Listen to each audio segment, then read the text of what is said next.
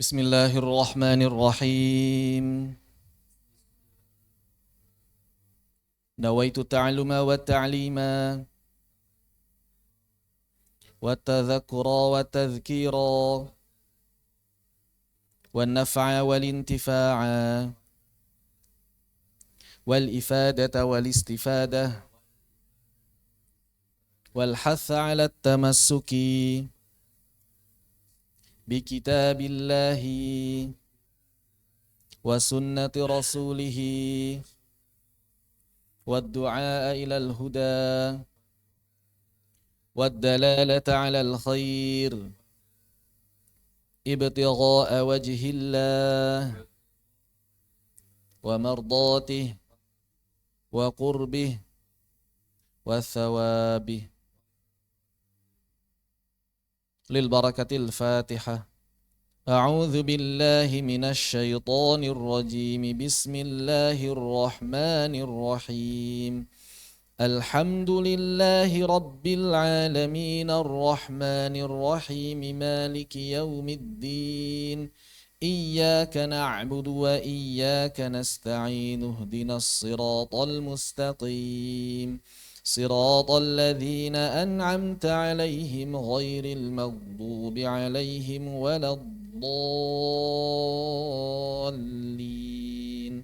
آمين.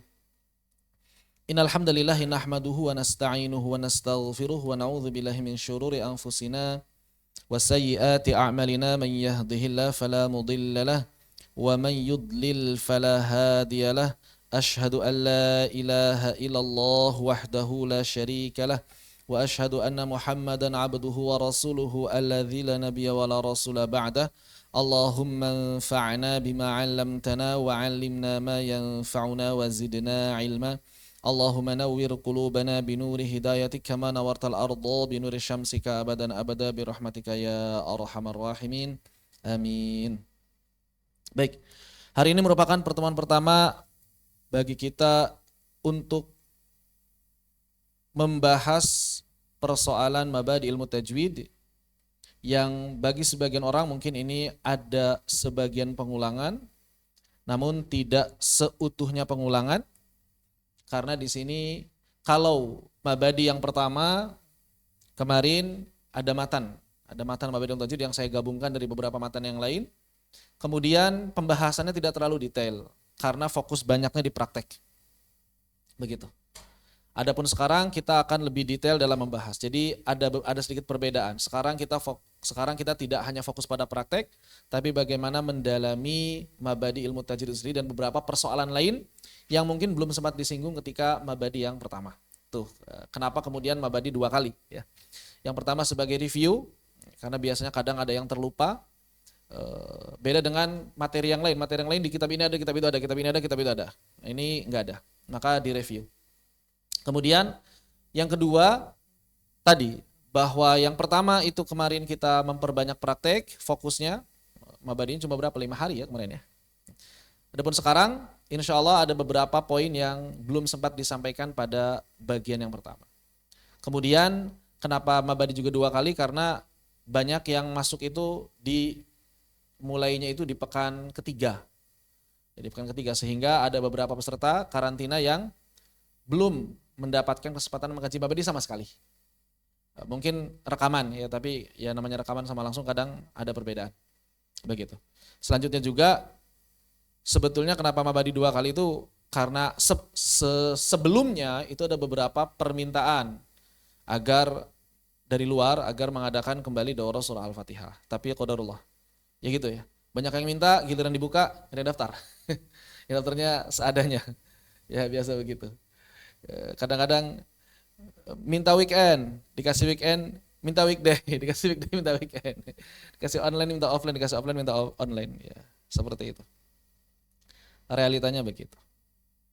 Baik, ala kulli hal insyaallah kita akan membahas mabadi ilmu tajwid dan seperti yang tadi disampaikan, bagi sebagian orang mungkin ini pengulangan poin-poin pentingnya, namun ada beberapa poin yang insyaallah merupakan tambahan dari apa yang pernah kita bahas sebelumnya. Baik. Mabadi ilmi tajwid. Mabadi berasal dari kata mabda. Mabadi berasal dari kata mabda.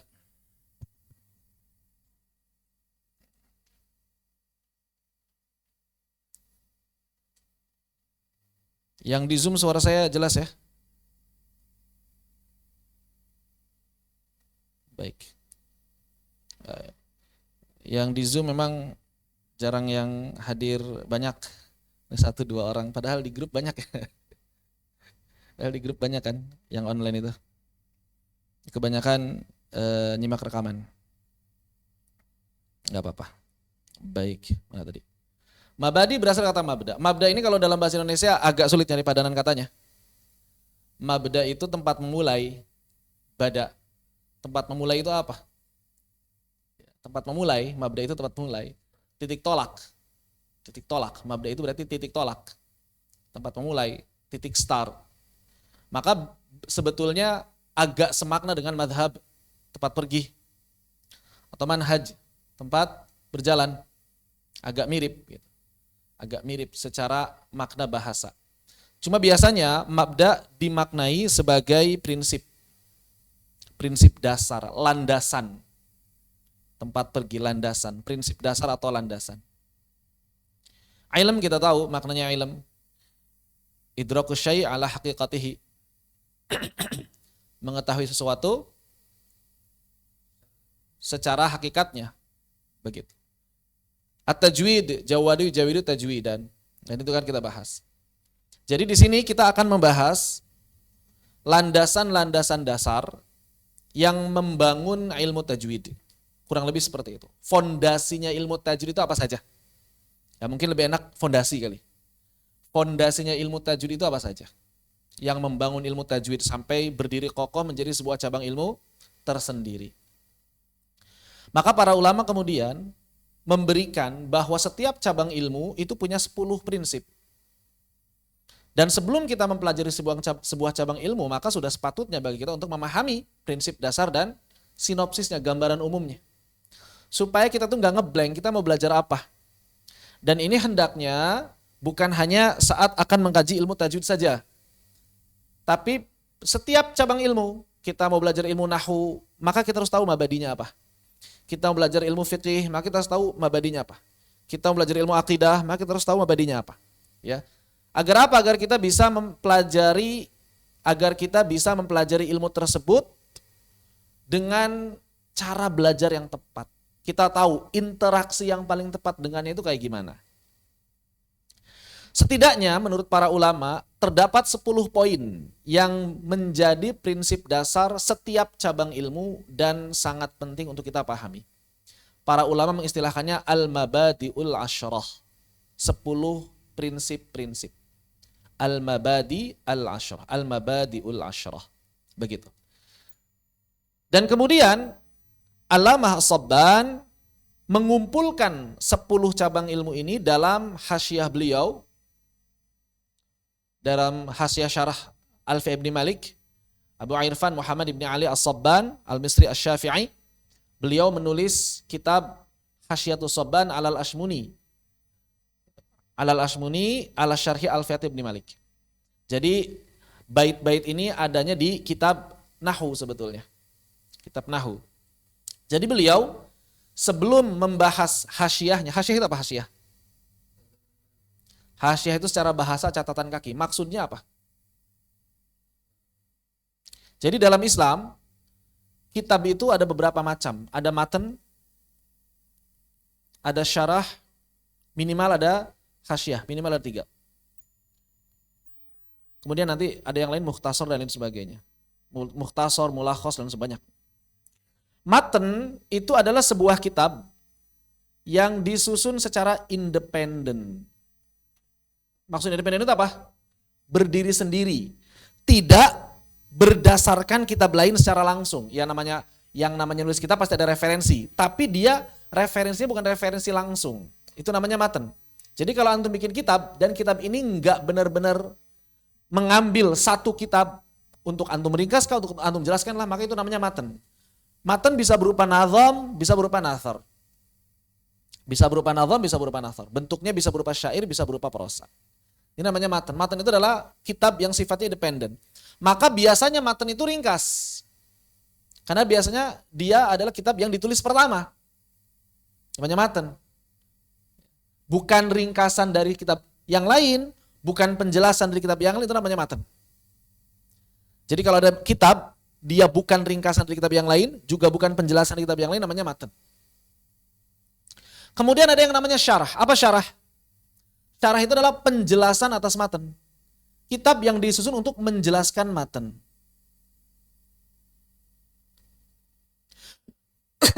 Kitab yang disusun untuk menjelaskan matan. Itu namanya syarah. Kitab yang disusun untuk menjelaskan matan itu namanya syarah. Kemudian hasyiah. Nah, hasyiah itu adalah kitab yang menjelaskan syarah. Bisa dikit, bisa banyak. Kalau secara bahasa betul, catatan kaki dia. Biasanya memang hasyiah itu muncul dari daurah, dari kajian. Jadi gurunya ngebahas syarah, muridnya nulis catatan kaki dari catatan tersebut, dia bikin kitab baru lagi. Itu namanya syarah atas syarah. Penjelasan atas syarah, itulah hasyiah. Misal ada kitab Matan Tuhfatul Atfal. Ada orang bikin syarah Tuhfatul Atfal. Tapi ternyata syarah tersebut masih kurang penjelasannya, maka boleh disyarah lagi dengan namanya hasyiah. Begitu. Ada mukhtasar atau mulakhas. Mukhtasar atau mulakhas itu adalah ringkasan. Biasanya ringkasan dari suatu kitab tertentu, atau ringkasan dari bab tertentu, atau ringkasan dari pemikiran tertentu. Mukhtasar atau mulakhas. Seperti misalnya Mukhtasar At-Tibyan, ada kan kitab Mukhtasar At-Tibyan, atau Mukhtasar Ibnu Katsir, Mulakhas Ibnu Katsir. Begitu. Ada lagi misalnya Tahdzib atau Muhadzab. Ini biasanya kitab yang disusun untuk merapikan kitab yang sudah ada. Jadi ada kitab, susunannya kurang rapi, maka dirapihkan, ditahdzib istilahnya. Begitu. Makanya dalam Islam, dalam tradisi kita, tradisi kaum muslimin, satu kitab itu bisa bercabang menjadi ribuan kitab. Ya, satu kitab bisa bercabang menjadi ribuan kitab. Syarahnya saja kadang banyak. Syarah Jazariyah aja coba. Antum cari syarah Jazariyah, bisa jadi ribuan syarah Jazariyah itu. Dan dari syarah Jazariyah ada hasyiahnya. Begitu. Atau misalnya kalau dalam fiqih Minhajut Thalibin, ini kitab yang banyak sekali disyarah. Udah disyarah, diringkas lagi syarahnya. Begitu. Minhajut Thalibinnya Imam Nawawi. Minimal yang terkenal kan Nihayatul Muhtaj, Ghayatul Muhtaj, Tuhfatul Muhtaj.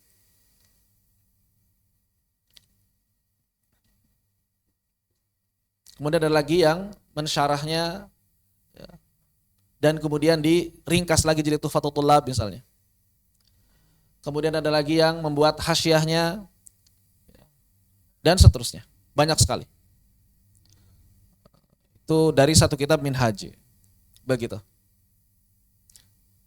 Nah, Allamah As-Sabban mencatat syair ini dalam kitab hasyiah beliau. Jadi penjelasan atas syarah. Syarahnya yang mensyarahnya Imam Al-Asmuni. Matannya matan Alfiyah Ibn Malik. Matan Alfiyah Ibn Malik disyarah oleh Imam Al-Asmuni. Diberi hasyiah oleh Imam As-Sabban. Maka Imam As-Sabban sebelum menjelaskan itu menuliskan terlebih dahulu bait-bait syair ini. Beliau mengatakan inna mabadi kulli fannin asyrah. Ini mabadi aslinya pakai hamzah ya, mabadi. Tapi cara bacanya diringankan. Biasanya para ulama pakai mad. Inna mabadi kulli fannin asyrah, lebih ringan. Al-haddu wal mawdu'u thumma thamrah wa fadluhu wa nisbatun wal wadi' wal ismu listimdadu hukmu syari' masailun wal ba'du bil ba'di iktafa wa man daral jami'a haza syarafa. Semuanya ditulis dalam Bahr Rajaz. Inna sesungguhnya mabadi mabda, prinsip-prinsip, pondasi-pondasi, kullu fanin setiap cabang ilmu. Fan itu cabang ilmu. Kalau diterjemahkan fan itu apa? Secara bahasa seni, art. Art. Cuma art dalam bahasa Inggris itu bisa bermakna seni, bisa bermakna cabang ilmu. Art itu fan, itu cabang ilmu. Misalnya ilmu tajwid, art of tajwid. Fanut tajwid. Jadi fan itu cabang ilmu. Inna mabadi kulli fanin asyrah. Sesungguhnya prinsip dasar setiap ilmu ada 10. Apa saja? Al-haddu wal maudu'u tsumma thamrah. Al-hadd itu batasannya, definisi. Kemudian al-maudu' objek bahasan yang dibahas dalam ilmu itu apa? Tsumma thamrah, kemudian buah manfaat mempelajari ilmu. Wa fadluhu, keutamaan dalam syariatnya.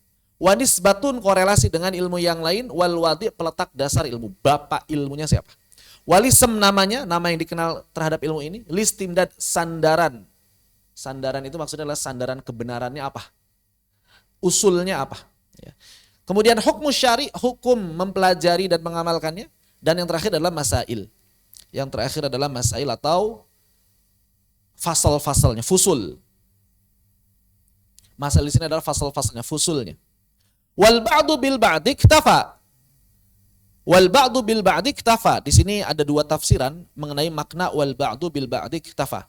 Kalau yang saya catat di sini, siapa yang memahami sebagiannya cukup baginya.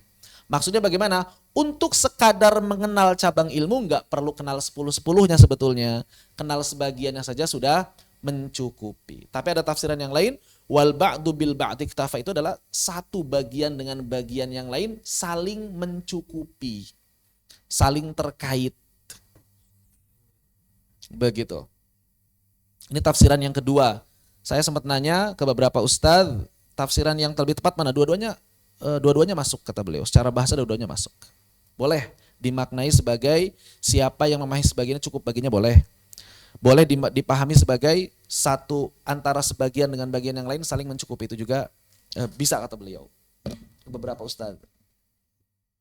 Waman daral jami'a, dan siapa saja yang memenuhi, daro itu mengetahui, adri.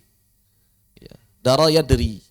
Siapa yang memahami al-jami'a seluruhnya, haza syarafa, maka dia akan mendapatkan kemuliaan. Kenapa? Karena satu dengan yang lain saling terkait. Maka kalau kita memahami keseluruhannya, kita bisa meraih kemuliaan. Maksudnya apa meraih kemuliaan? Sukses nuntut ilmunya. Begitu. Sukses nuntut ilmunya. Kenapa sukses nuntut ilmunya? Karena kita paham bagaimana cara berinteraksi dengan ilmu tersebut. Begitu. Ya. Ini kenapa kemudian kita mesti memahami al-mabadi'ul asyarah. Makanya kalau mau belajar, biasakan kasih tahu dulu mabadi'nya. Walaupun enggak 10-10-nya, yang penting-penting aja kira-kira definisi, ya, kemudian hukum syar'inya, objek bahasannya. Sehingga orang-orang yang akan mempelajari sebuah cabang ilmu itu enggak ngeblank dia mau belajar apa. Begitu.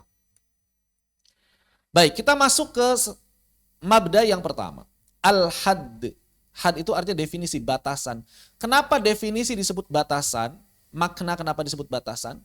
Karena yang namanya definisi itu harus jami' mani'. Jami' mani'. Kenapa disebut jami'? Harus menyeluruh. Kenapa disebut mani'? Harus dibatasi. Maksudnya apa? Memasukkan semua yang termasuk kata tersebut, mengeluarkan semua yang tidak termasuk kata tersebut. Jadi mani ini mengeluarkan. Jadi kalau misalnya kita ingin mendefinisikan sesuatu, harus dengan kalimat yang mencakup seluruhnya. Tapi yang tidak tercakup jangan sampai masuk. Nah, itu maksudnya jami' mani'. Misal, kita mendefinisikan manusia. Manusia adalah makhluk berkaki dua.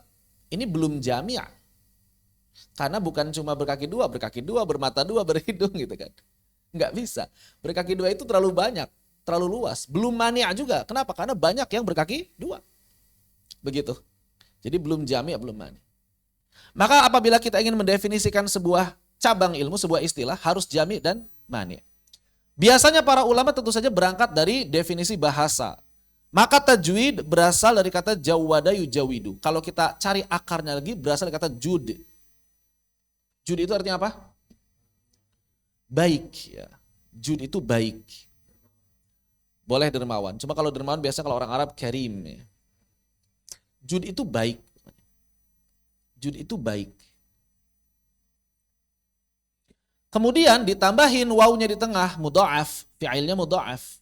Yang asalnya jud menjadi jawwada. Jada menjadi jawwada. Kalau jud atau jada itu baik, maka berarti jawwada membuat jadi baik. Ya, fi'il mudha'af aturannya begitu kan? Ya. Wazan fa'ala itu artinya adalah membuat menjadi itu, membuat menjadi fi'al. Jadi fa'ala membuat jadi fi'il. Maka jawada membuat jadi baik, membuat jadi jud. Jawada yujawidu tajwidan secara bahasa. Maknanya apa? Maknanya bisa at-tashih, memperbaiki, mereparasi. Bisa at-tahsin, membaguskan. Masuk satu makna di sini. Bisa at-tazyin, menghiasi, memperindah. Ini tajwid secara bahasa. Tajwid secara bahasa. Adapun secara istilah maksudnya apa? Maksudnya adalah memperbaiki, membaguskan, dan memperindah pelafalan huruf-huruf Al-Quran. Jadi perhatikan di sini. Yang pertama, tajwid itu berbicara mengenai apa? Pelafalan. Pelafalan, lafaz. Jadi at-tashih wat-tahsin wat-tazin al-fadhi kalimatil Qur'aniyah atau huruf Al-Qur'aniyah. Berarti tajwid itu yang pertama berkaitan dengan pelafalan, yang kedua berkaitan dengan Al-Quran. Nah ini jami' mani' namanya. Sehingga perkara-perkara yang tidak ada kaitan dengan pelafalan bukan tajwid. Perkara-perkara yang tidak ada kaitan dengan Al-Quran juga bukan tajwid. Enggak diurus sama tajwid. Tajwid hanya ngurusin pelafalan, berarti tajwid gak ngurusin tulisan. Memperbaiki tulisan gak ada di tajwid. Di ilmu tajwid gak ada memperbaiki khat. Itu namanya ilmu khat, ilmu kaligrafi. Begitu. Tajwid juga tidak akan mengkaji makna, karena makna itu kajian tafsir. Tajwid juga gak akan mengkaji variasi qiraat, karena itu ilmu qiraat. Tajwid juga sebetulnya berarti gak mengkaji kapan kita berhenti, kapan kita mulai, karena itu adalah ilmu waqaf dan ibtidah. Tajwid fokus pada pelafalan, gimana melafalkan huruf-huruf. Huruf apa? Huruf yang ada di dalam Al-Quran. Artinya, kalau huruf tersebut bukan huruf Al-Quran, yang gak ada urusan sama tajwid. Berarti kalau misalnya ada orang ingin memperbaiki pelafalan dalam hadis, itu bukan disebut ilmu tajwid. Ingin memperbaiki pelafalan dalam azan, bukan disebut ilmu tajwid. Kenapa? Karena tajwid fokus pada pelafalan huruf-huruf Al-Quran. Maka nggak perlu lagi ada pertanyaan, Ustaz gimana kalau misalnya baca azan, apakah mesti bertajwid atau enggak? Nggak ada hubungan sama ilmu tajwid. Kalau pertanyaannya harus benar bacanya atau enggak, jangankan azan, ngomong sehari-hari aja harus benar. Ya kan? Jangankan masalah azan, kita ngomong sehari-hari sama orang Arab harus benar lah. Masa berantakan? Begitu. Ngomong sehari-hari itu harus benar. Tapi nggak diistilahkan tajwid memperbaiki bacaan adzan itu. Memperbaiki bacaan hadis nggak diistilahkan tajwid. Begitu. Ya. Jadi apa itu tajwid? Memperbaiki, membaguskan atau memperindah pelafalan huruf-huruf Al-Quran. Biasanya diringkas, disingkat istilahnya tajwidul Quran. Tajwidul Quran. Maka tentu saja makna dari tajwidul Quran ini bukan memperbaiki sampul mushaf, bukan memperbaiki khatnya, bukan memperbaiki hiasan-hiasan di samping-samping mushaf, bukan. Tapi pelafalannya. Makanya tajwid itu selalu berkaitan dengan suara. Seluruh kaidah tajwid berkaitan dengan suara kecuali satu. Apa? Ishmam. Kecuali satu, ishmam. Begitu. Lalu kapan standar bacaan seseorang disebut bertajwid? Kapan standar bacaan seseorang disebut bertajwid? Oke, tajwid itu adalah memperindah pelafalan Al-Quran. Sampai segimana? Titiknya di mana? Maka titiknya dibatasi dengan apa yang disebutkan oleh para ulama. Dengan ikhraju kulli harfin min makhrajihi ma'a haqqahu wa mustahaqqahu. Di sini Dr. Su'ad minimal menyebutkan 3 standar. Minimal, ini 3 standar itu ya. Apa kata beliau? Yang pertama mengeluarkan setiap huruf dari makhraj. Ini pertama. Mengeluarkan setiap huruf dari makhraj. Jadi standar disebut sudah bertajwid itu yang pertama kalau setiap huruf keluar dari makhrajnya secara tepat. Yang kedua, ma'a i'ta'ihi haqqahu. Dan yang kedua, menyempurnakan sifat haqq. Yang kedua, menyempurnakan sifat haqq. Sifat haqq itu adalah sifat yang selalu melekat pada huruf. Sifat lazimah bahasa lainnya. Maka berarti kalau kita bacaannya ingin bertajwid, mesti belajar makhraj dan mesti belajar sifat. Mau nggak mau. Karena inilah standarnya. Dan yang terakhir wa mustahaqqahu dan juga i'ta'i mustahaqqahu. Dan juga memberikan mustahaknya. Apa itu mustahaq? Mustahaq adalah sifat yang terkadang muncul pada sebuah huruf. Termasuk di dalamnya disebut mustahaq adalah perubahan suara pada huruf. Apakah huruf ini dibaca izhar, iqlab, kemudian ikhfa, mad, itu namanya mustahaq. Begitu. Jadi minimal 3 standar pelafalan yang benar sesuai tajwid. Yang pertama makhrajnya tepat. Yang kedua sifat lazimahnya sempurna. Dan yang ketiga sifat aridhahnya teramalkan. Jadi di sini ada 3. Ya. Di sini ada 3. Ini minimal, standar paling minimal. Standar paling minimal dalam ilmu tajwid. Kenapa? Karena kalau kita lihat Muqaddimah Jazariyah, Al-Imam Ibnu Jazari enggak berhenti di situ. Al-Imam Ibnu Jazari mengatakan wa huwa i'ta'ul hurufi haqqaha min sifatin laha wa mustahaqqaha wa raddu kulli wahidin li aslihi. Itu 3. Menyempurnakan sifat hak, mustahak dan mengembalikan huruf pada makhrajnya. Tapi beliau nambahin, apa kata Ibnu Jazari? Wal lafdhu fi nadhirihi kamithlihi. Harus konsisten dalam mengamalkan sifat dan hukum-hukum tajwid. Assalamualaikum. Harus konsisten dalam mengamalkan sifat dan hukum tajwid. Jadi antara satu kata dengan kata yang lain, satu huruf dengan huruf yang lain, apabila dia memiliki sifat yang sama, maka pengamalannya harus serupa begitu. Misalnya sin punya sifat sofir, zai punya sifat sofir, makhrajnya sama, maka pengamalannya harus serupa. Harus mirip. Oleh karena itu misalnya kita bicara mengenai sifat sofir. Antum sudah tahu semuanya sifat sofir itu apa. Yaitu suara khas yang terdapat pada sad, zai, dan sin. Sebagian orang mengatakan sofir itu kan artinya siulan. Berarti kalau mengucapkan sad harus bersiul. Akhirnya mengucapkan sadnya kayak gimana? So, si, su. Karena harus ada siulan. Tapi giliran ketemu zai sama sin, tidak ada siulan. Nah ini berarti nggak konsisten. Maksudnya gimana? Maksudnya adalah bahwa ketika kita mengatakan yang namanya sofir itu siulan, ya mestinya berarti zai dan sin juga ada siulannya. Begitu. Harusnya.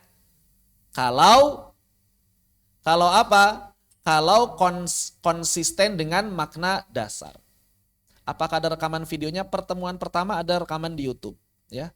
Pertemuan pertama sekarang direkam juga di YouTube dan di IG. Kalau di IG nggak ada tampilan ini, ya, IG buat umum nggak ada tampilannya, hanya muka saya aja. Itu nggak dihapus, silakan. Kalau mau dapat tampilan gimana, mau dapat modul bagaimana, silakan daftar ke 0817 0808 992. Bisa masuk grup Zoom, mendapatkan materi, mendapatkan PDF-nya, juga cetaknya. Yang online yang ingin cetaknya bisa hubungi admin. Harusnya dapat, harusnya dikirim. Harusnya. Makanya belum sempat dikirim kayaknya. Baru selesai kemarin ini cetaknya. Yang online yang di Zoom nanti minta saja ke admin untuk versi cetaknya. Ya, begitu. Kemudian nanti untuk seluruh peserta mendapatkan link rekaman via YouTube. Channel YouTube-nya Online Tajwid. Dan Mukri 2. Online Tajwid dan Mukri. Mukri Media. Mukri Media. Online Tajwid dan Mukri Media. Jadi kalau misalnya ingin dapat akses seluruh videonya harus daftar. Kalau yang di YouTube hanya pertemuan pertama saja. Yang buat umum. Pertemuan kedua besok dan seterusnya dikunci. Dikunci. Khusus untuk peserta terdaftar saja. Begitu. Nomor untuk pendaftaran 0817 0808 992. Saya tulis saya di kolom komentar IG ya. 0817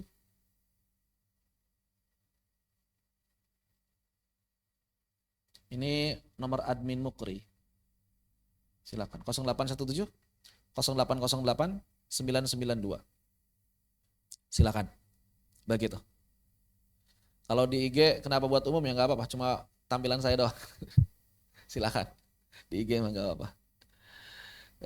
Jadi kenapa di IG nggak ada gambarnya, nggak ada penjelasannya, nggak ada coret-coretnya? Ya udah, itu free, itu yang free dapatnya itu aja. Ya, begitu. Kalau ingin dapat semuanya silakan daftar. Baik, maka Al-Imam Ibnu Jazari rahimahullah ta'ala menambahkan yang pertama konsisten. Termasuk misalnya tebal tipis. Kalau ada huruf yang sama-sama punya huruf isti'ala, punya sifat isti'ala, di satu kata misalnya kha, di kata yang lain adalah qaf, maka harus sama. Kha dan qaf harus sama. Gitu ya. Ketebalannya harus. Kenapa sama-sama isti'ala? Misalnya begitu. Demikian misalnya huruf qalqalah, ba dengan dal, maka sama suara qalqalahnya enggak beda. Ab, ada, kan beda. Ab, ad. Suara qalqalahnya sama. Inilah makna dari konsisten. Termasuk konsisten dalam mengamalkan sifat adalah konsisten dalam memilih wajah. Memilih wajah itu kalau ada beberapa cara, maka pilih satu. Misalnya pada arid li sukun ada 2, ada 4, ada 6, maka konsisten dalam sekali baca. Pilih 2 harakat atau 4 harakat atau 6 harakat. Atau misalnya pilihan pada mad wajib muttasil jaiz munfasil. Inilah makna konsisten dalam mengamalkan sifat dan hukum-hukum tajwid. Jadi ternyata sempurna pengamalan sifat aridoh belum cukup kalau belum konsisten. Maka Al-Imam Ibnu Jazari nambahin wal lafdhu fi nadhirihi kamitslihi. Begitu. Bahkan belum cukup. Al-Imam Ibnu Jazari masih nambahin poin yang lain. Mukammalan min ghairi ma takallufi bil lutfi fin nutqi bila ta'assufi. Bahwa kesempurnaan pelafalan tadi yang makhrajnya tepat, sifatnya sempurna, kemudian aridohnya teramalkan, konsisten bahkan diamalkannya itu dengan batas wajar. Enggak berlebih-lebihan. Jadi cara membaca Al-Quran itu bukan dengan melebih-lebihkan cara baca. Istilahnya Imam Ibnu Jazari menjauhkan diri dari cara baca yang takalluf dan ta'assuf.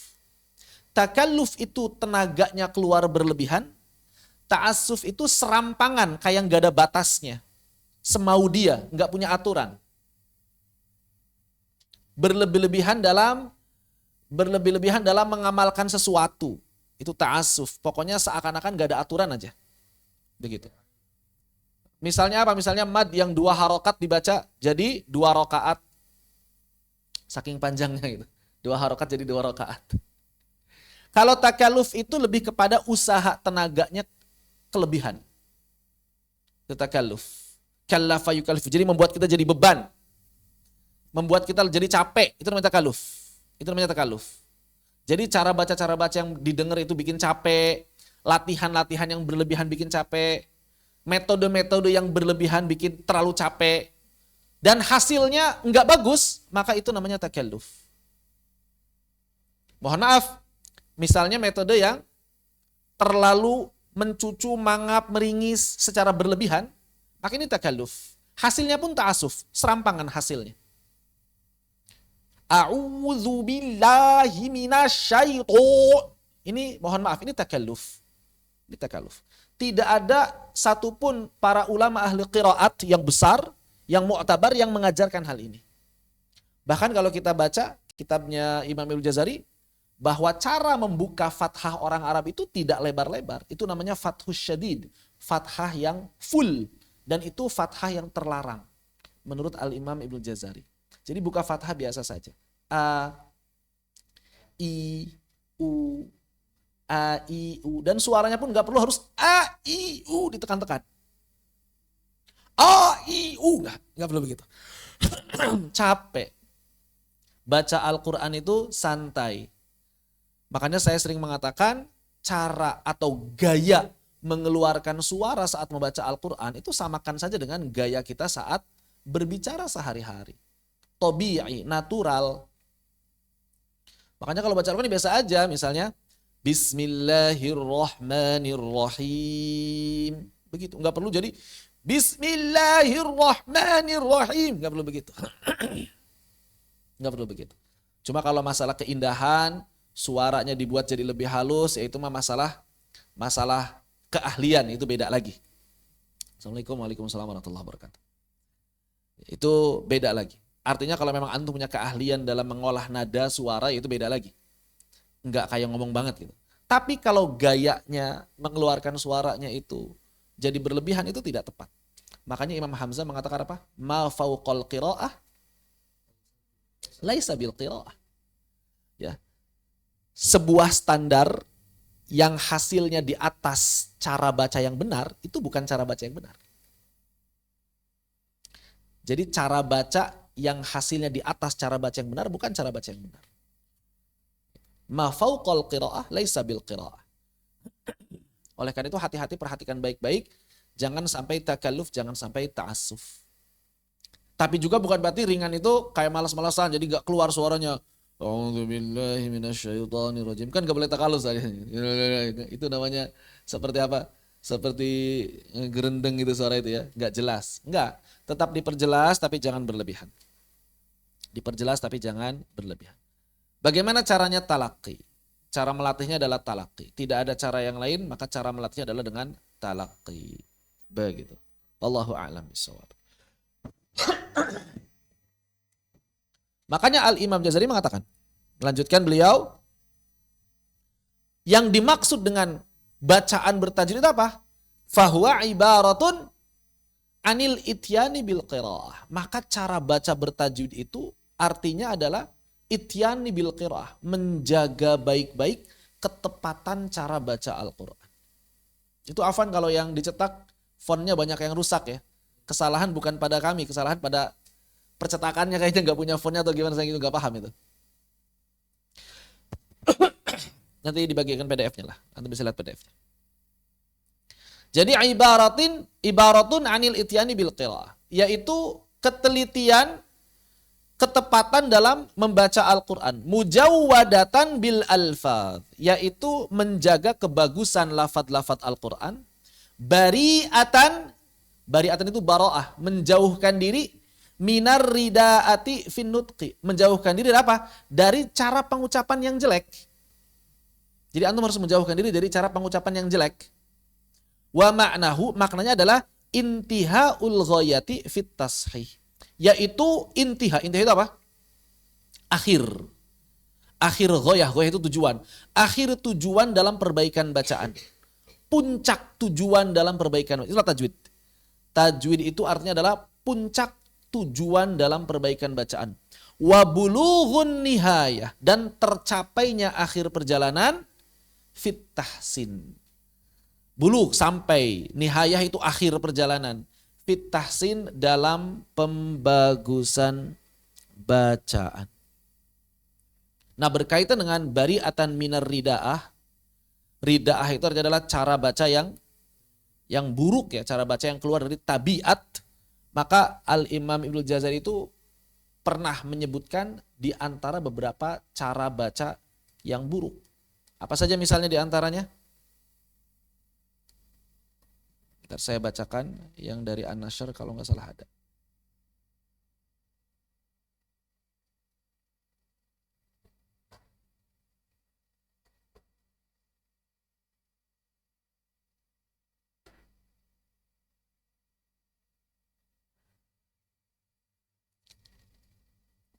Sebentar, kitabnya masih dibuka.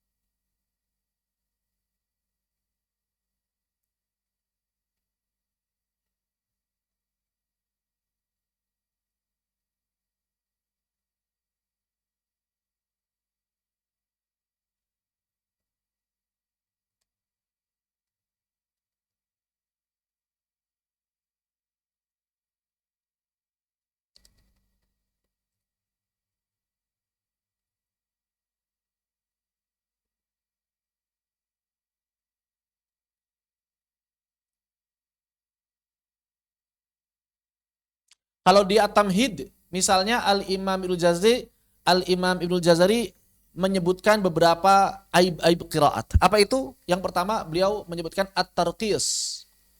At-tarqis. Ini contoh-contoh bacaan yang rida, contoh bacaan yang jelek. At-tarqis itu apa?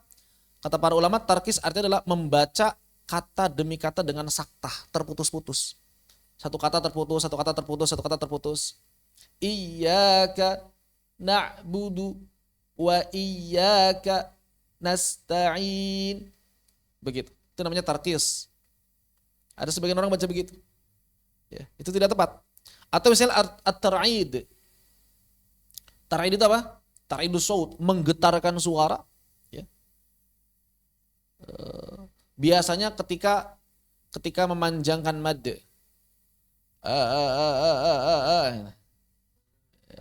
Inna, itu ya, misalnya begitu. Itu at-tar'id. Begitu. Atau misalnya at-tatrib, berlebih-lebihan dalam mengamalkan melodi-melodi lagu. Jadi harus sesuai. Kalau di sini harus nadanya naik, di sini nadanya turun, di sini nadanya datar, berlebih-lebihan dalam menggunakan lagu-lagu. Atau at-tahzin, jadi nangis yang dibuat-buat yang enggak natural. Hukum asalnya baca Quran menangis itu apa? Hukum asal baca Quran menangis itu apa? Sunnah. Betul. Tapi kalau berlebih-lebihan, keluar dari natural, itu makruh, bahkan haram. Kalau sampai merusak suara, merusak huruf. Begitu. Jadi hati-hati.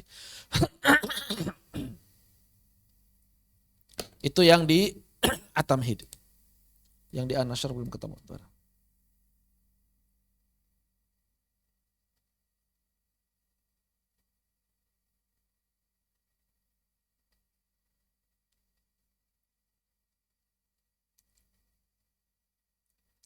Yang di An-Nashr itu ada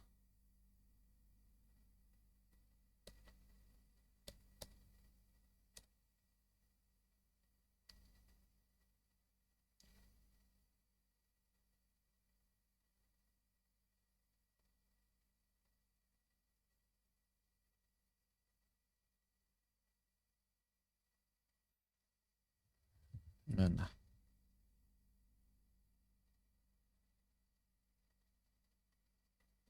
Oh, enggak ada ya.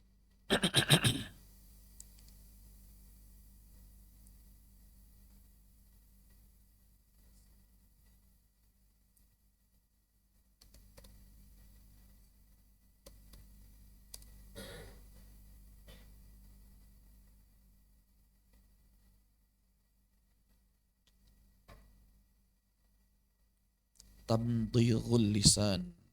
Tamdhighul lisan.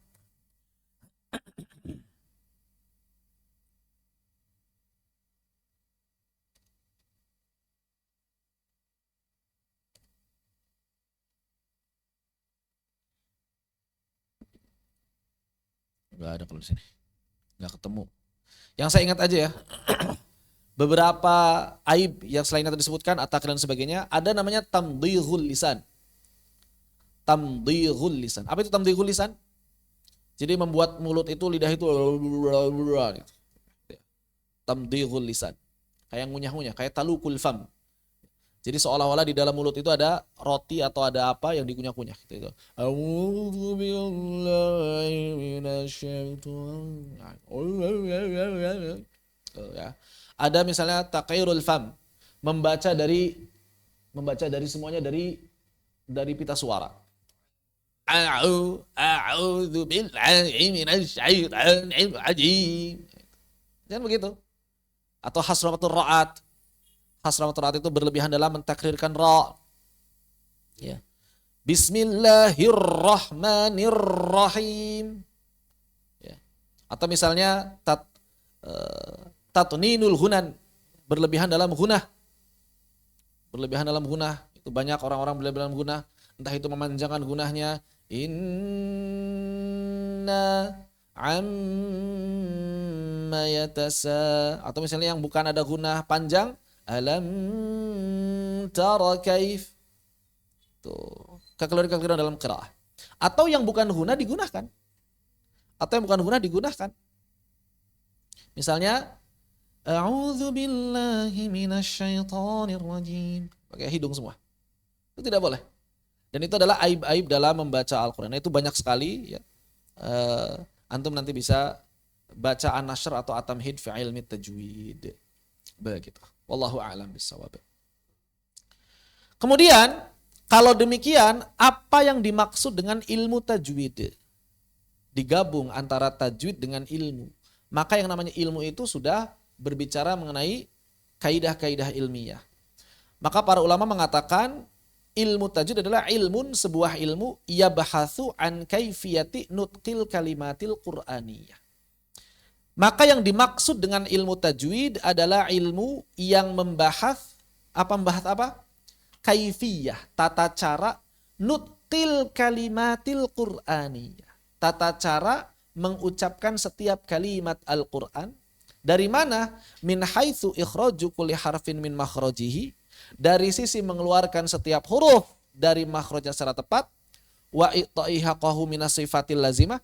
Dan menunaikan sifat-sifat lazimahnya. Wa mustahaqqahu minal ahkamin nasyiati. Antil kasifat. Dan juga mempelajari bagaimana kita bisa mengamalkan hukum-hukum yang terjadi dari hubungan huruf atau dari sifat-sifat lazimah tadi. Waslan, baik cara bacanya saat wasal, wa waqfan ataupun saat waqaf, wa betidaan maupun di awal kata. Itulah ilmu tajwid. Itulah ilmu tajwid. Jadi ilmu yang mempelajari apa? Tata cara pengucapan kalimat Al-Qur'an. Kalau kita lihat dari bagian besarnya nanti di nisbah. Baik, jadi ilmu tajwid adalah ilmu yang mempelajari cara mengucapkan setiap kalimat Al-Qur'an dengan tepat. Itulah gampangnya. Baik itu ketika waqaf, ketika wasal atau dari ibtida. Ini makna tajwid dan makna ilmu tajwid. Baik, sampai di sini apa yang ditanyakan? Dipersilakan apabila ada yang ditanyakan.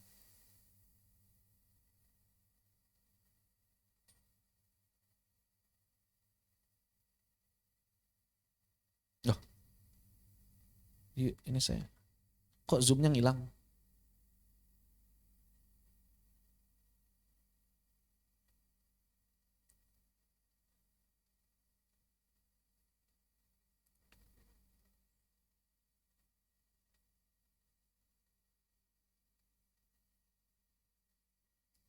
Jangan-jangan keluar dari tadi saya zoomnya ini.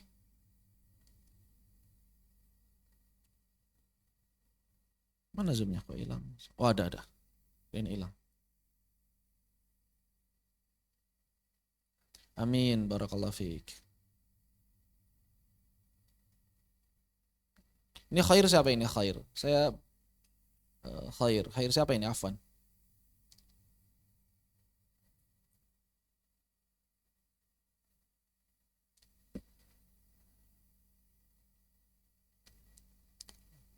Oh Irul. Sehat Rul? Ya kemukri lagi. Sini. Antum. Gak ada yang ngurus tanaman tuh.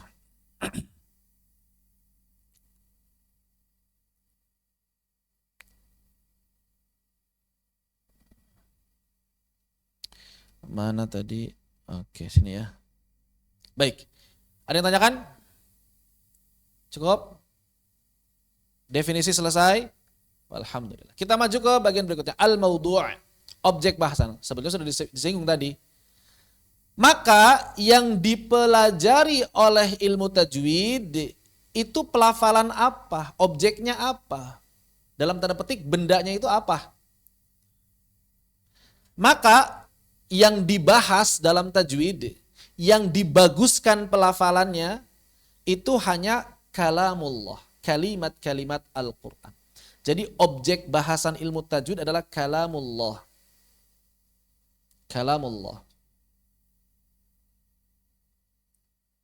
Bukan yang lain.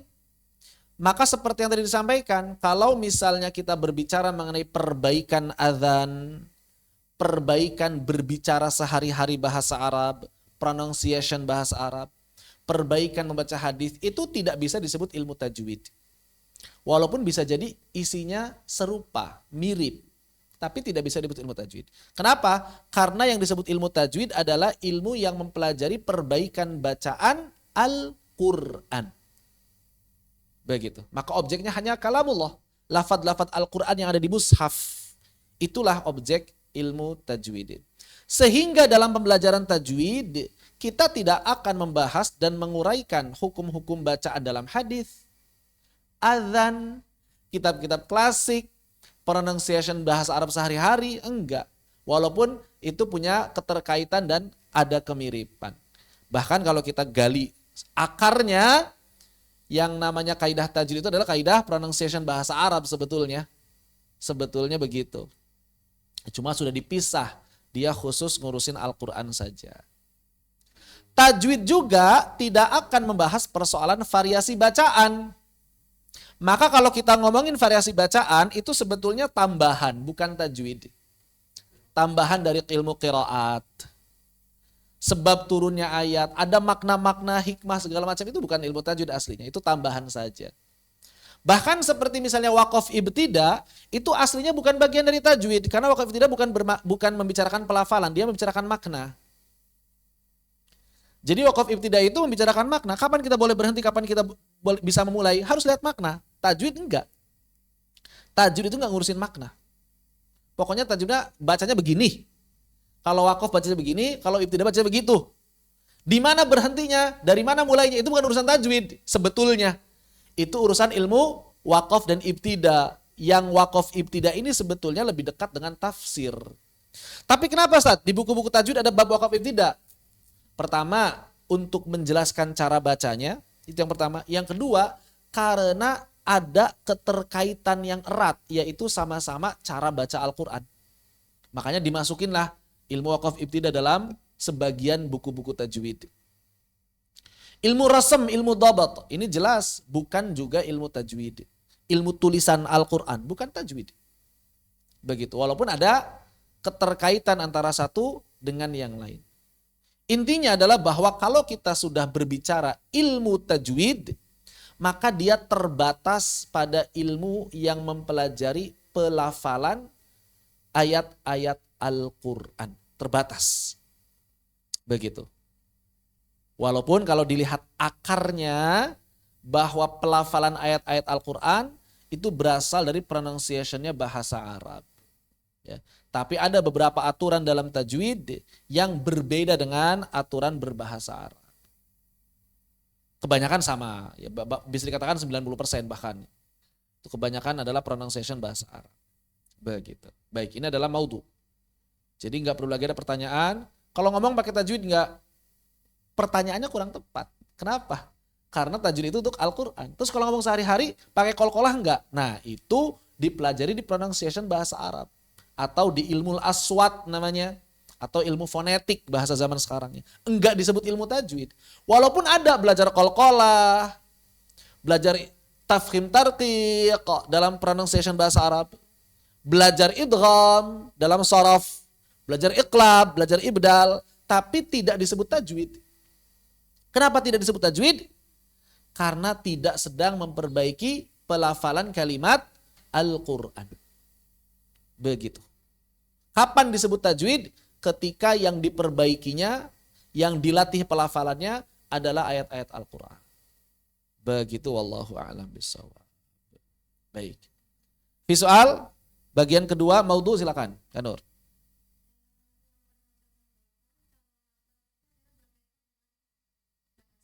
Makhraj, sifat, hukum sebetulnya berkaitan dengan bahasa. Masalahnya di mana? Kita kan ngebahas makhraj. Tujuan ngebahas makhrajnya itu buat ngomong atau buat baca Al-Quran? Buat baca Al-Quran, maka itu tajwid.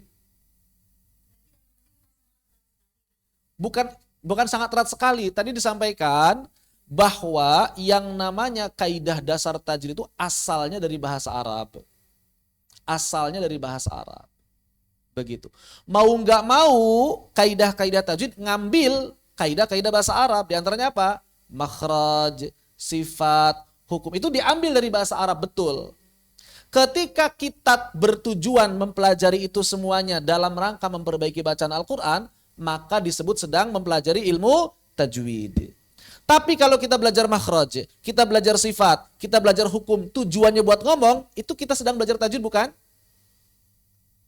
Gimana sih?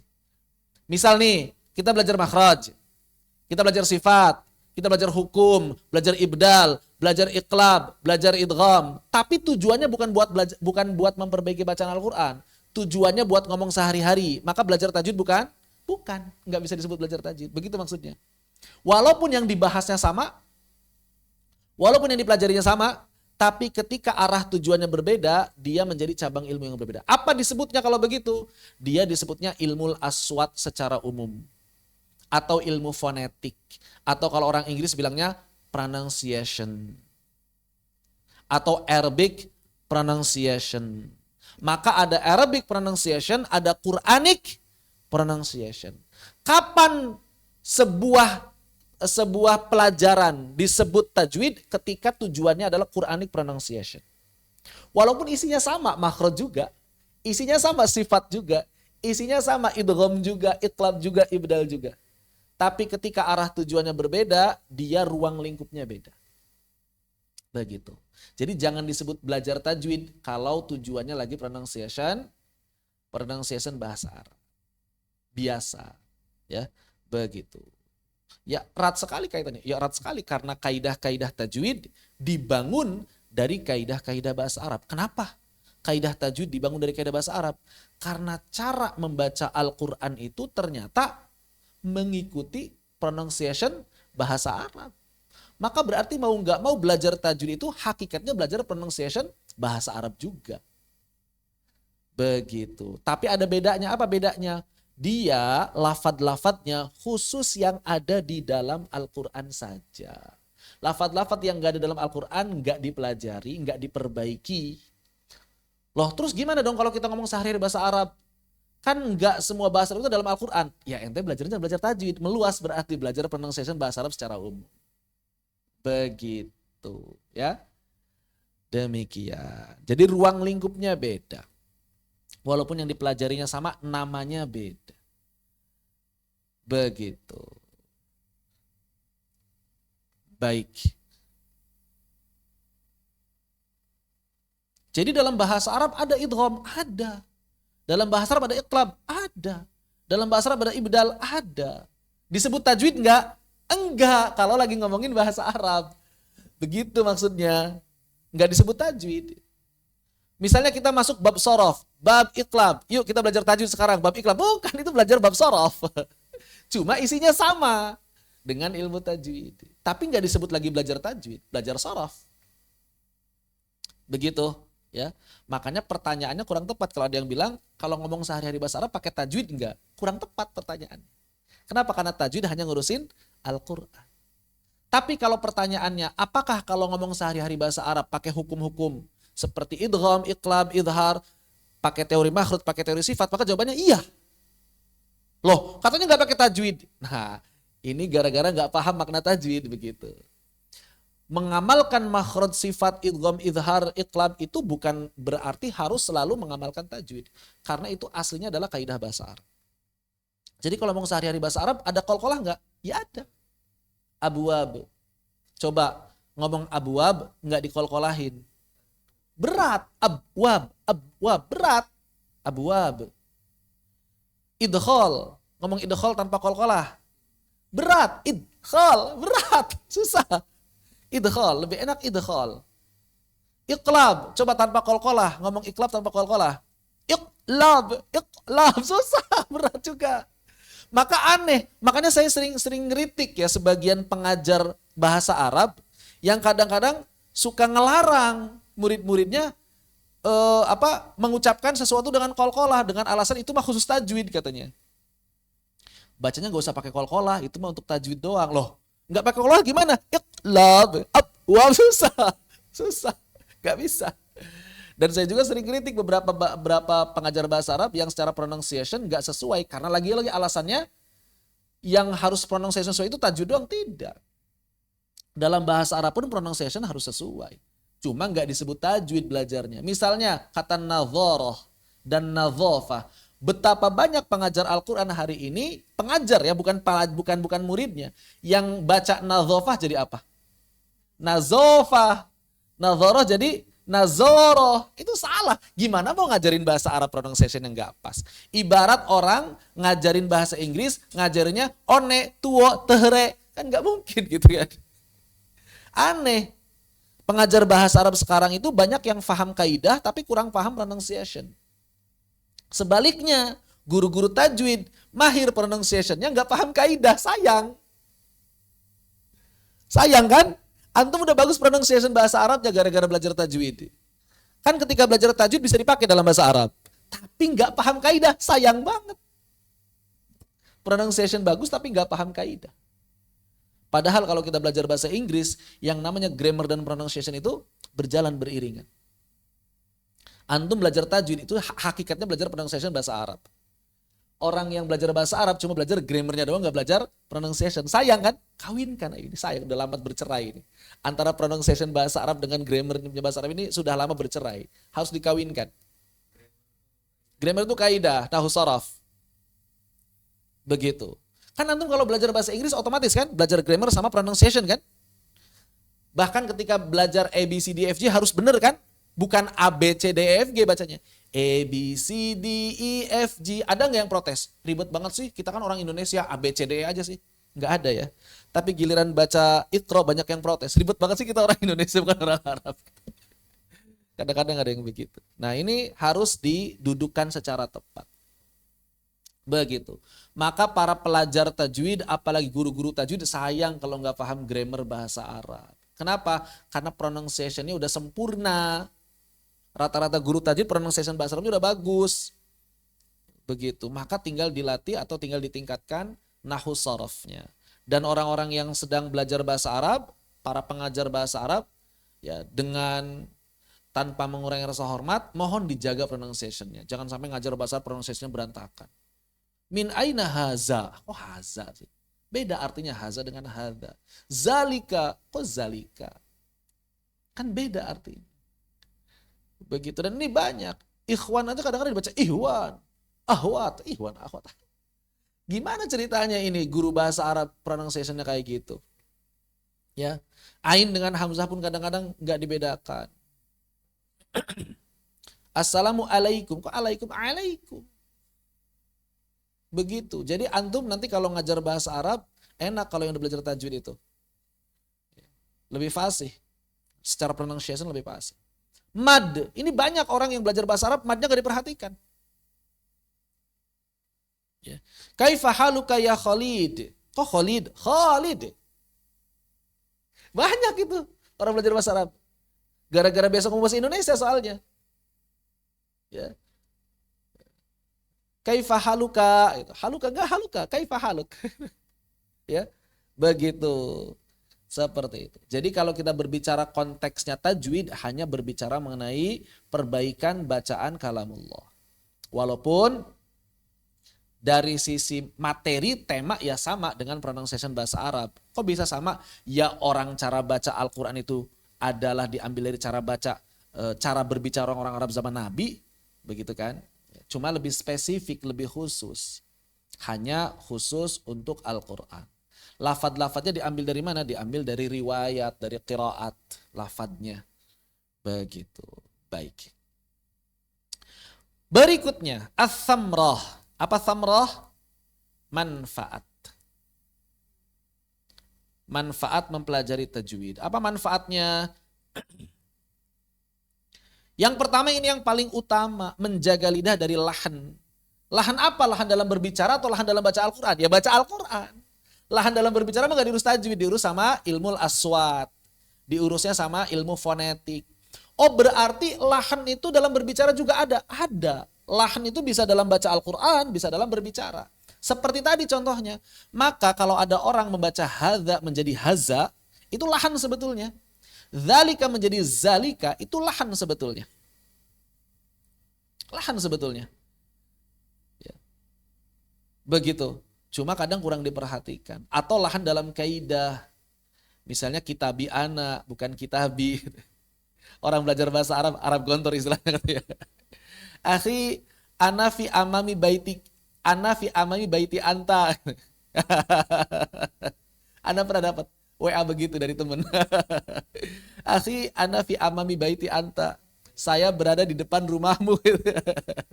Ana amam baitik. Ana amama baitik. Harusnya gitu kan. Dia enggak. Ana fi amami baiti anta. Dia bilangnya begitu di WA-nya. Baru belajar.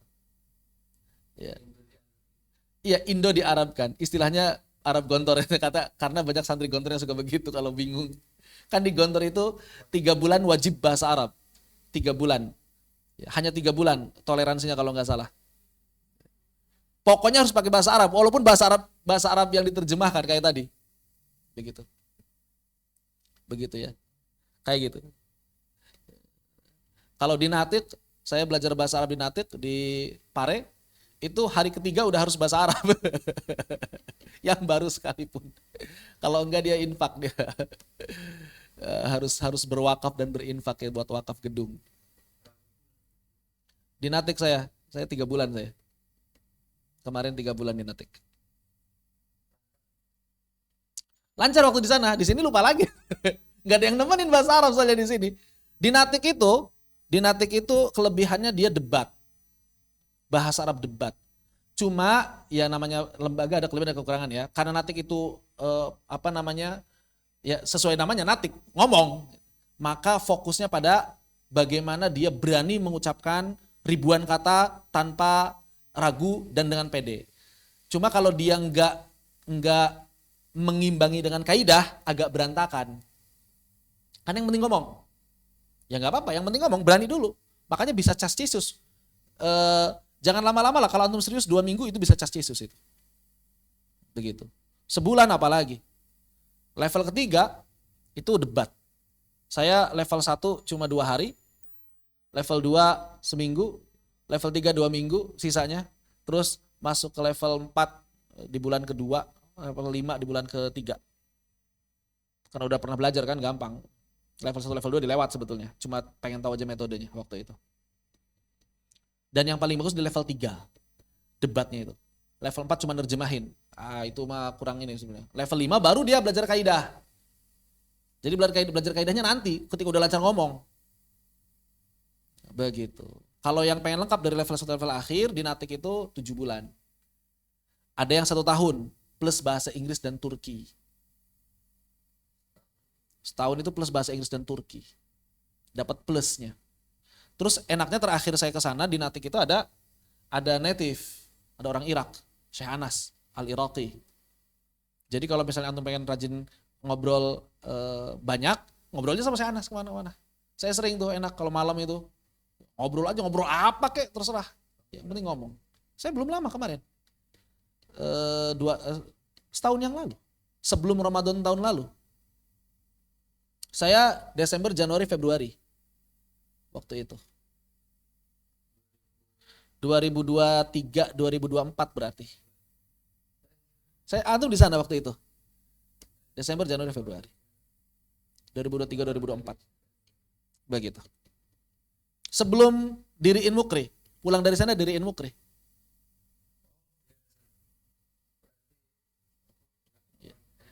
Pulang dari sana diriin Mukri. Kalau Al-Imarat itu kurikulum Lipia. Jelas lebih terstruktur karena bukan kursus, itu kuliah. Itu kuliah. Di Al-Imarat itu kalau dari 0 tamhidi berarti 2,5 tahun, 5 semester. Karena ada persiapan. Baru kemudian masuk semester 1. Kalau benar-benar 0 dari persiapan. Saya dulu waktu di Al-Imarat dari 0. Kata waktu ujian penempatan kelas, dosennya bilang kalau antum gak bisa jawab gak usah diisi. Udah gak usah diisi. Nanti dari level 0. Bukan level 1, dari level 0. Al-Imarat itu sama dengan Lipia persis. Sama dengan I'dadnya Lipia. Kurikulumnya persis sama. I'dad doang. Dulu sampai takmili tapi sekarang enggak. Lagian sekarang lulusan selain Lipia enggak diterima. Langsung takmili di Lipia enggak terima. Jadi ke I'dad lagi. Sekarang itu di Lipia harus ke I'dad lagi. Jadi mendingan kalau mau ya langsung aja ke Lipia. Kalau memang mau S1 syariah. Tapi kalau sekedar bahasa Arabnya doang bisa di Al-Imarat. Atau kalau di Jakarta itu Ma'had Dzunnurain. Di Jakarta Ma'had Dzunurain buat akhwatnya. Kalau buat ikhwannya Ma'had Utsman bin Affan, itu satu yayasan dengan Al Imarat Bandung. Begitu. Jadi yang pertama manfaat belajar tajwid adalah menjaga lidah dari lahan. Dan orang yang rajin ngaji Al-Quran, insya Allah kalau dia belajar bahasa Arab, itu lahannya hilang. Kenapa? Karena sudah terbiasa membaca dengan benar. Pronunciation dengan benar. Begitu. Beda orang yang ahli tajwid, ketika belajar bahasa Arab itu beda pronunciation-nya. Murid saya waktu itu juga ada yang kenatik. Ya, salah seorang murid. Dipuji semuanya cara baca, cara ngomongnya. Karena jelas, beda. Beda, cara ngomong itu beda, jelas. Fasih gitu. Lekoh istilahnya gitu kalau kata. Ngomong biasa pun enak didengarnya karena terbiasa belajar tajwid. Jadi ada manfaat yang sangat besar. Ketika kita rutin belajar tajwid, membaca Al-Quran dengan benar, ketika ngomong bahasa Arab itu kebawa cara baca itu dan itu bagus. Orang Arab yang dengar itu jelas. Jadi mereka itu dengar kita tuh jelas. Enggak kayak orang yang enggak belajar tajwid sama sekali, cuma belajar kaidah doang. Enggak belajar pronunciation sama sekali, itu kurang jelas kalau ngomong. Bahkan logatnya pun beda. Assalamualaikum, waalaikumsalam. Tapi orang yang rajin belajar tajwid, orang yang sudah terbiasa belajar tajwid dalam Al-Quran, itu ketika baca Assalamualaikum, waalaikumsalam, bisa ngikutin logatnya. Begitu. Jadi manfaatnya besar sebetulnya. Ya. Cuma lagi-lagi, wallahu a'lam nih, entah kenapa kok saya sering menemukan orang yang rajin, orang yang mengkaji bahasa Arab itu kurang semangat mengkaji tajwid. Sebaliknya, para guru-guru tajwid itu kadang-kadang kurang semangat ngaji bahasa Arab. Ini nggak tahu kenapa. Saya sering nemuin fenomena begitu. Jadi kayak terpisah gitu. Kayak terpisah. Ada orang rajin ngaji bahasa Arab, tajwidnya nggak bagus, berantakan. Ada orang yang rajin tajwidnya, kemudian hafal Al-Quran, tapi bahasa Arab nggak paham sama sekali. Dan ini saya sering menemukan seperti itu. Jadi seperti dipisahkan. Ya, makanya harus bisa dikawinkan ini. Wallahu a'lam bishawab. Dan saya nemuin ini sejak saya kuliah. Tahun 2004-an. Rata-rata begitu. 20 tahun yang lalu. Fenomena ini dari 20 tahun yang lalu. Makanya saya berusaha belajar bahasa Arab, berusaha memperdalam tajwid. Supaya apa? Supaya nyambung. Jadi ketika ngajar bahasa Arab atau ketika belajar bahasa Arab itu pronunciation dapat. Begitu. Ya, seperti itu wallahu a'lam bishawab. Ini yang pertama, menjaga diri dari lahan. Yang kedua, menjaga keaslian dan kemudian Al-Quran. Kenapa? Karena Al-Quran, kata Imam Jazari, li'annahu bihil ilahu anzala wa hakadha minhu ilaina wasala. Karena Al-Quran itu diturunkannya berupa suara, berupa saut. Al-Quran itu turunnya bukan tulisan, tapi saut. Didengar melalui perantara malaikat Jibril. Ditalakikan oleh malaikat Jibril. Malaikat Jibril enggak bawa kitab. Muhammad, nih kita baca, enggak begitu. Tapi apa kata malaikat Jibril? Iqra, didengar, ditalakikan, iqra, iqra, iqra, iqra. Ikuti maksudnya. Nabi Muhammad bingung, belum paham nih. Konsepnya kayak gimana nih? Ntar dulu konsepnya kan aturannya kayak gimana, belum tahu. Ya waktu awal pertama itu. Awal dapat wahyu itu. Iqra, iqra, iqra, iqra. Bismi rabbikal ladzi khalaq, khalaqal insana min 'alaq, iqra wa rabbukal akram. Alladzi 'allama bil qalam, 'allamal insana ma lam ya'lam. Kaget Nabi Muhammad, apa ini? Udah gitu kakinya di bumi, kepalanya di angkasa. Antum gimana kalau kira-kira ngelihat makhluk kayak gitu? Tiba-tiba ngecil, meluk dia, Iqra. Gitu kan. Wajar kalau saya panas dingin.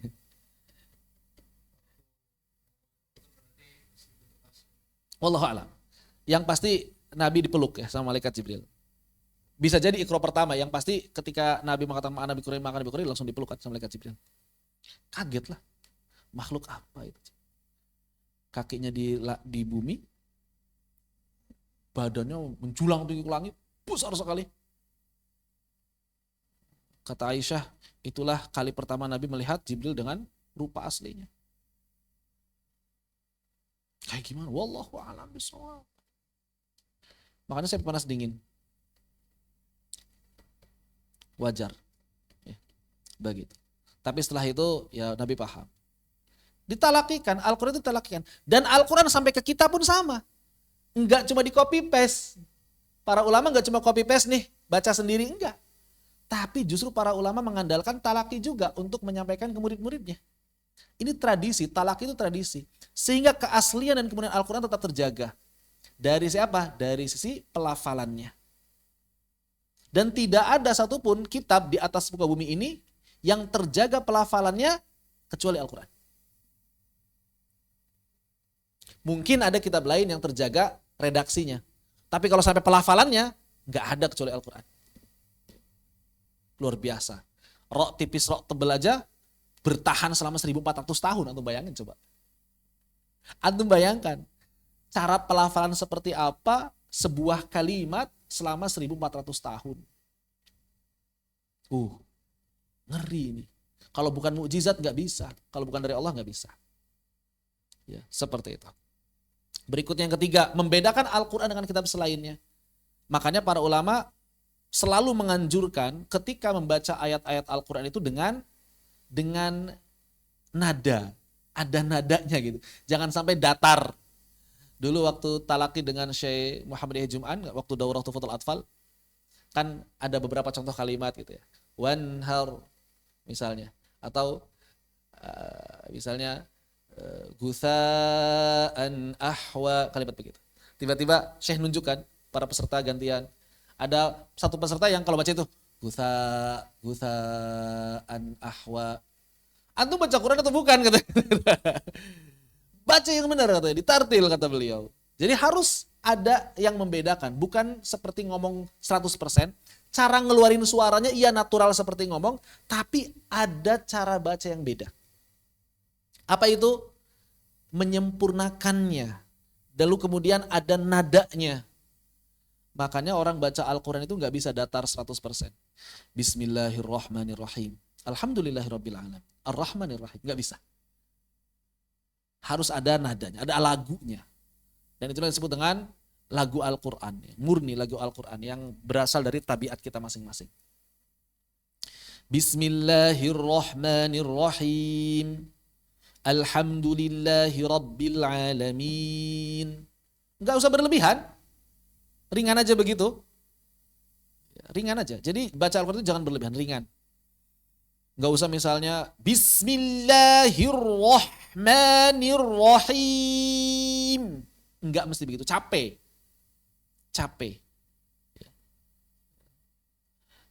Seperti itu. Dan oleh karena itu pula, untuk membedakan Al-Quran dengan kitab selainnya, misalnya kita lagi khutbah, terus ngutip ayat, usahakan bedakan dengan ngomong biasa. Misalnya kita lagi ngomong, Allah Subhanahu wa taala berfirman, jangan ya ayyuhalladzina amanu kutiba alaikumusiyam kama kutiba aladzina min qablikum la'allakum tattaqun. Jangan begitu. Bedakan dengan ucapan manusia. Misalnya Allah Subhanahu wa taala berfirman, ya ayyuhalladzina amanu. Misalnya begitu, dibedakan. Jangan disamakan dengan ucapan biasa. Itulah tujuan salah satunya kenapa kita mesti menyempurnakan tajwid. Memperkuat tadabbur ayat-ayat Al-Quran. Orang yang paham bahasa Arab, tapi syarat ini paham bahasa Arab ya. Kalau yang nggak paham bahasa Arab, baca pakai tajwid, nggak nggak pakai tajwid sama aja. Orang yang paham bahasa Arab jelas ketika mendengar bacaan bertajwid akan lebih tergugah hatinya karena dia paham maknanya. Tapi kalau bacaannya berantakan, apalagi lahan jali, bisa dipahami tidak? Tidak. Seperti misalnya ada orang baca ilal ibili kaifa huliqat, malah ketawa gitu dengan huliqat. Dicukur. Kan gitu. Huliqat kan dicukur. Orang yang enggak paham bahasa Arab gimana? Ya biasa aja. Mau dibaca huliqat, mau dibaca huliqat, dia enggak paham artinya kalau orang enggak paham bahasa Arab. Tapi kalau orang Arab yang dengar, ya ketawa orang Arab. Misalnya ada orang Indonesia baca Alhamdulillahirabbilalamin. Orang Arab pasti bingung itu apa artinya ini. Orang yang paham bahasa Arab itu, aduh, dibaca artinya apa? Nggak bisa dihusnudhoni kalau yang begitu kan.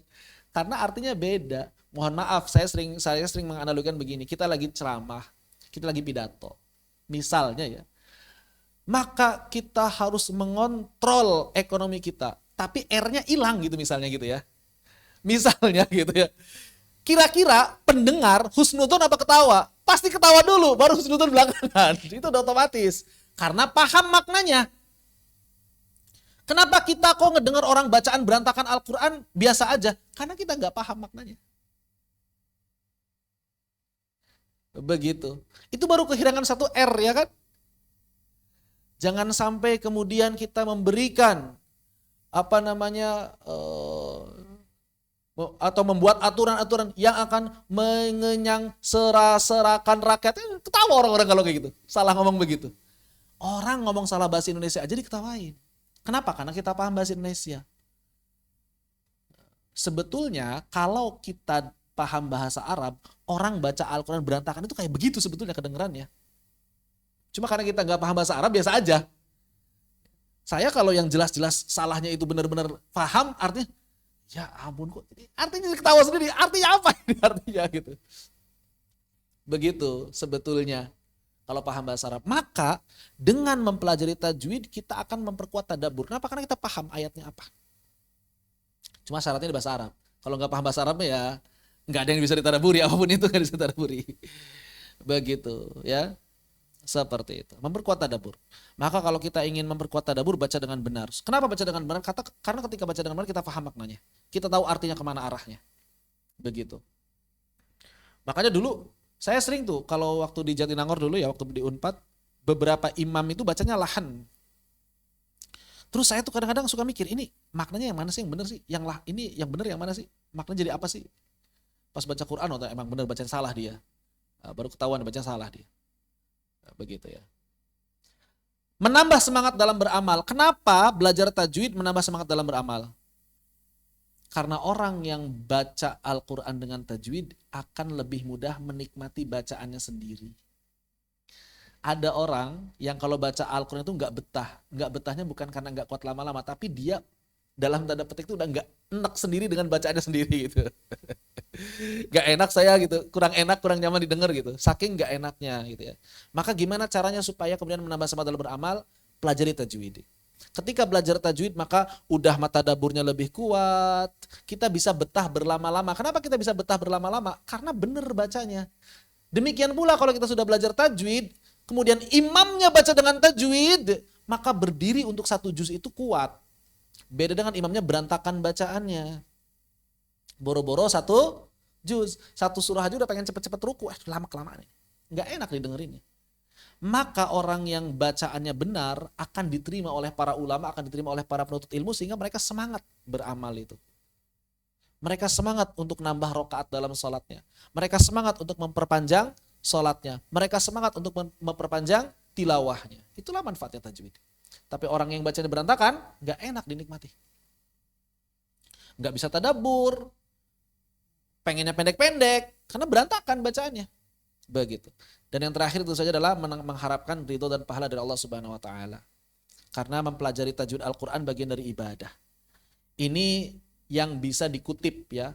Kalau misalnya dicari lagi, saya yakin lebih dari ini manfaatnya. Kalau misalnya antum mau nyari lagi yang lain, saya yakin bisa lebih dari ini. Begitu. Wallahu a'lam bishawab. Ini adalah thamrah, buah kenapa kita mesti mempelajari tajwidul Qur'an. Baik. Khair. Sampai di sini apa yang tanyakan dipersilakan apabila ada yang tanyakan. Sebelum istirahat. Nah, setelah ini istirahat.